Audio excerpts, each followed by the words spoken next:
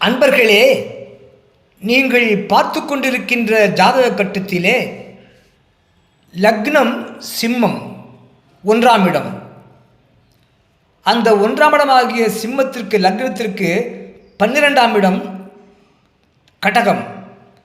அந்த கடகத்திற்கு அதிபதி சந்திர பகவான் அந்த கடகத்திலேயே ஆட்சி பெற்று அமர்ந்திருந்தாலும், அல்லது அந்த சந்திர பகவான் அந்த சிம்மம் லக்னத்திற்கு 10ஆம் இடத்திலே ரிஷபத்திலே உச்சபலம் பெற்றிருந்தாலும், அந்த ஜாதகர் தன் தேவைகள் அனைத்தும் பூர்த்தி அடைய பெறுவார் என்பது ஜோதிட சாஸ்திரமாகும்.